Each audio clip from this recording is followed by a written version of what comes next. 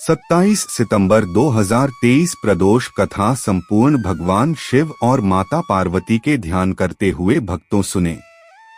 प्राचीन काल में एक गरीब पुजारी हुआ करता था। उस पुजारी की मृत्यु के बाद उसकी विधवा पत्नी अपने भरण पोषण के लिए पुत्र को साथ लेकर भीख मांगती हुई शाम तक घर वापस आती थी। एक दिन उसकी मुलाकात विदर्भ देश के राजकुमार से हुई, जो कि अपने पिता की मृत्यु के बाद दर-दर भटकने लगा था। उसकी यह हालत पुजारी की पत्नी से देखी नहीं गई। वह उस राजकुमार को अपने साथ अपने घर ले आई और पुत्र जैसा रखने लगी। एक दिन पुजारी की पत्नी अपने साथ दोनों पुत्रों को शांडिल्य ऋषि के आश्रम ले गई।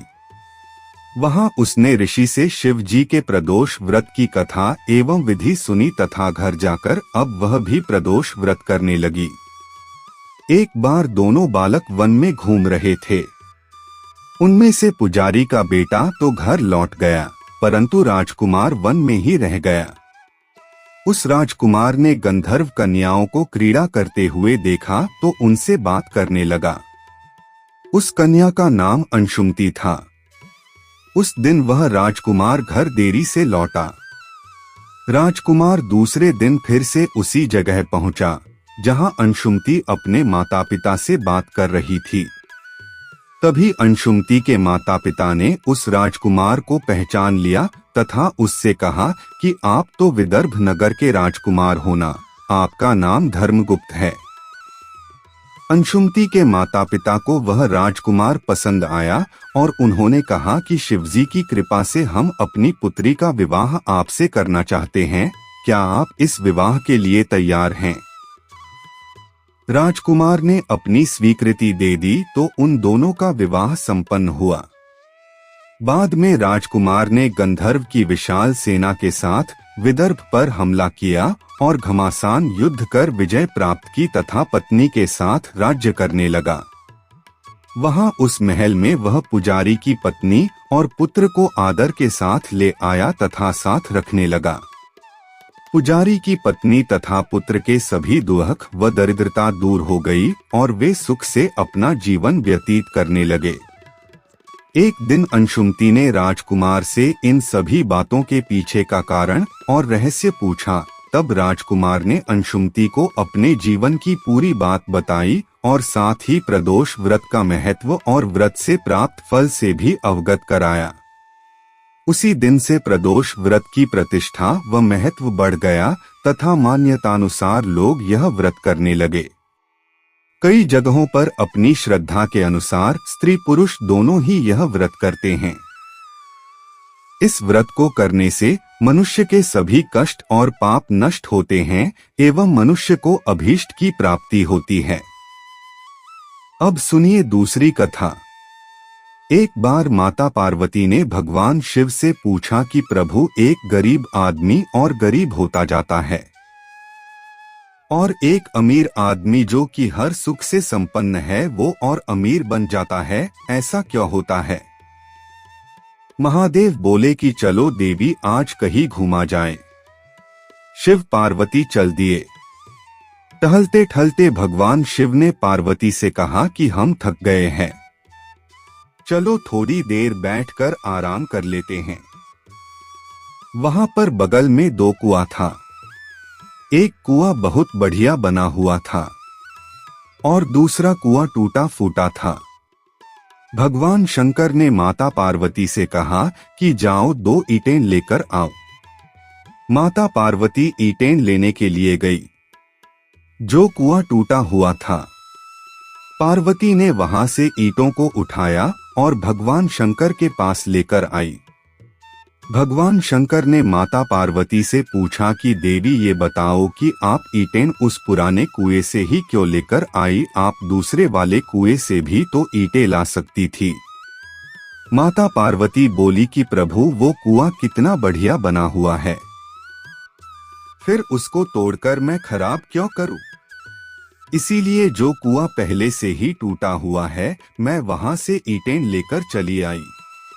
भगवान भोलेनाथ बोले कि देवी, इसी तरह से जिस मनुष्य का जैसा कर्म होता है उसी के अनुसार उसे फल मिलता है। इंसान के पूर्व जन्म के कर्म के अनुसार उसके भाग्य का निर्धारण होता है।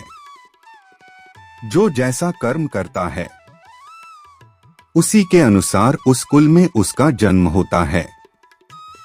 जैसे किसी जीव ने अपने पूर्व जन्म में बहुत अच्छे कर्म किए तो वो अगले जन्म में सुखी और संपन्न परिवार में जन्म लेगा और हर तरह के सुखों को भोगेगा।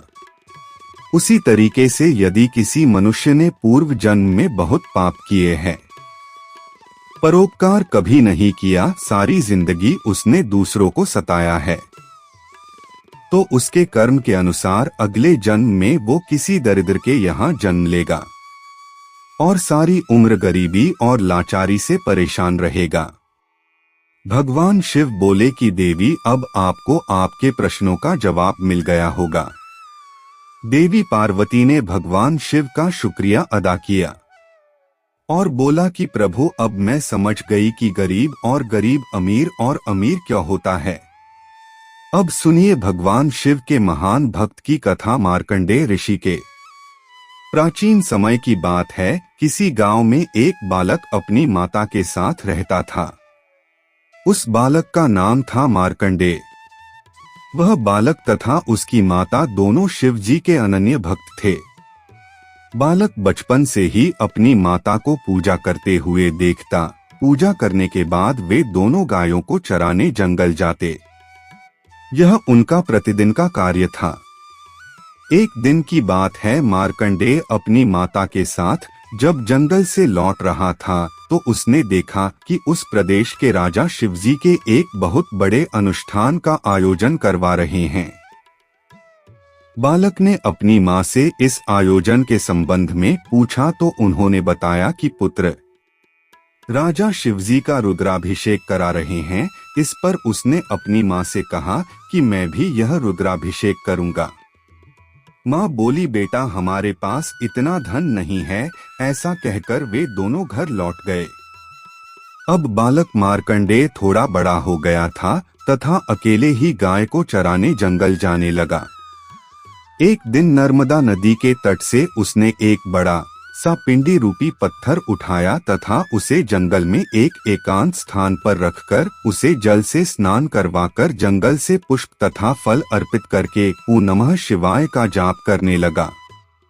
अब तो यह उसका प्रतिदिन का नियम बन गया था। वह गाय को खुला छोड़ देता और बैठ जाता शिव भक्ति में। एक दिन उसकी गाय एक किसान के खेत में घुस गई। उसने मार्कंडेय की माँ से शिकायत कर दी। अगले दिन जब बालक गाय चराने निकला तो उसकी माता ने उसका पीछा किया तो उसने देखा कि मार्कंडेय ने गाय को तो खुला छोड़ दिया है और भगवान शिव की आराधना में लग गया है। यह देखकर माँ ने उसे डांटा तथा सख्त हिदायत दी, किंतु बालक पर कोई असर न हुआ। वह उसी प्रकार शिव भक्ति में लीन रहने लगा। एक दिन की बात है, उस बालक का अंतिम समय आ गया था। वह प्रतिदिन की भांति शिवलिंग की आराधना में मग्न था। अचानक वहां यमराज प्रकट हो गए, जिन्हें देखकर बालक डर गया। उसने यमराज से उनके बारे में पूछा तो उन्होंने अपना प्रयोजन उसे बताया कि हम तुम्हें लेने आए हैं, तुम्हारी मृत्यु का समय आ गया है।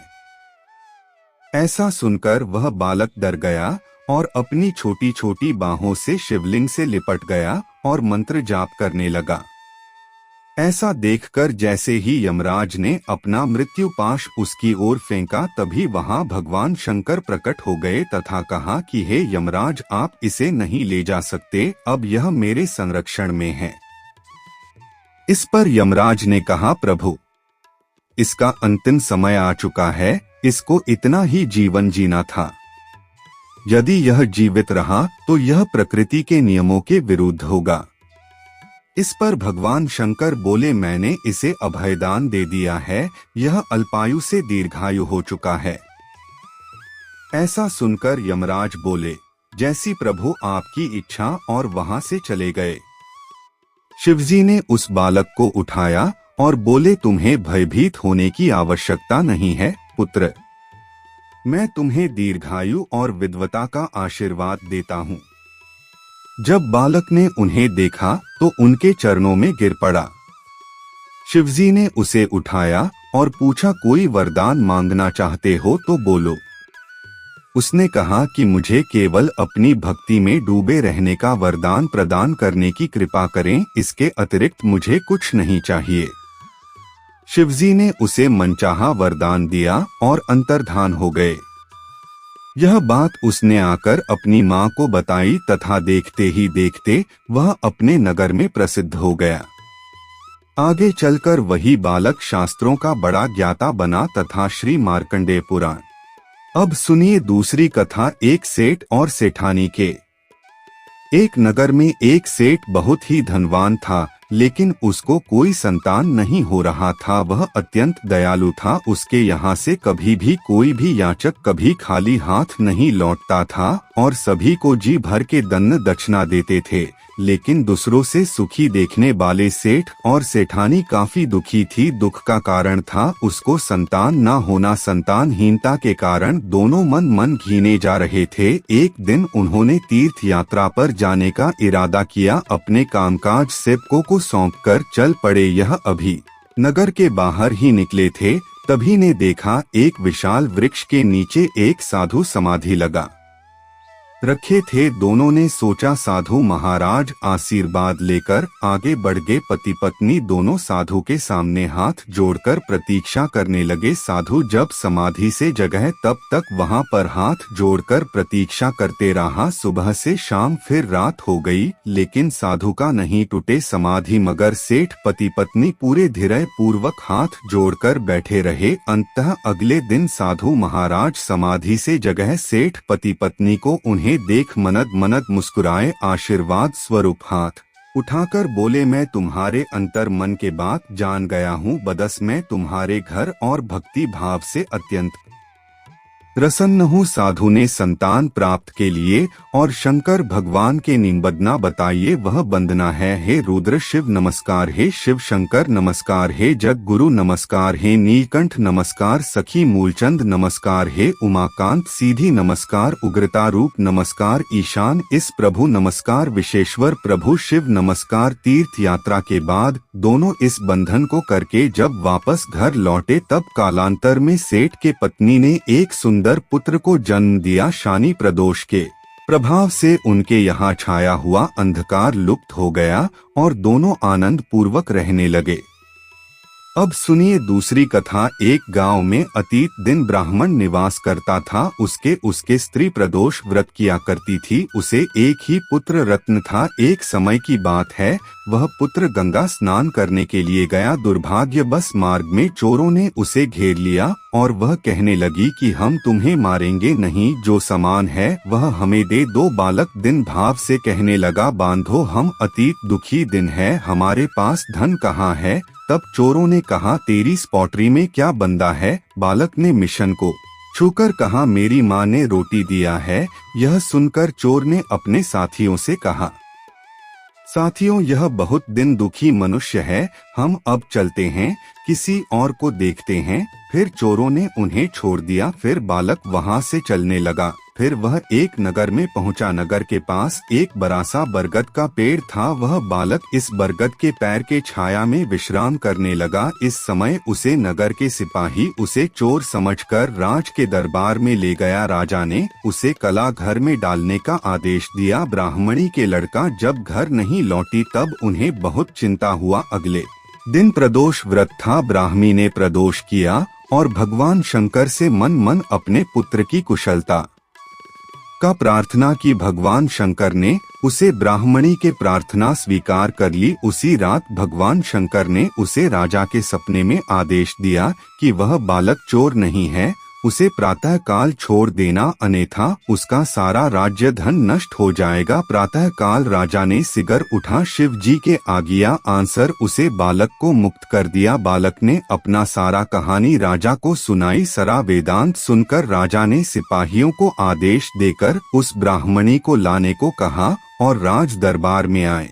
उसे बालक के माता पिता बहुत ही डरी थी। तब राजा ने कहा, आप भविष्य मत हो, आपका बालक निर्दोष है। राजा ने ब्राह्मण को 5 गांव दान में दिए, जिससे कि वह सुख पूर्वक अपने जीवन व्यतीत कर सके। भगवान शिव की कृपा से ब्राह्मण के परिवार अनंत पूर्वक निर्वाह करने लगे। अतः जो भी मनुष्य प्रदोष व्रत करता है वह प्रसन्न और निरोग होकर अपना पूरा जीवन सुख में व्यतीत करता है। प्रेम से बोलिए भगवान शिव शंकर की जय। वीडियो पसंद आई है तो लाइक कीजिए और चैनल को सब्सक्राइब कीजिए। इंदल वॉयस चैनल को हमारे इस चैनल पर भक्ति कथा के रिलेटेड वीडियो अपलोड होते हैं।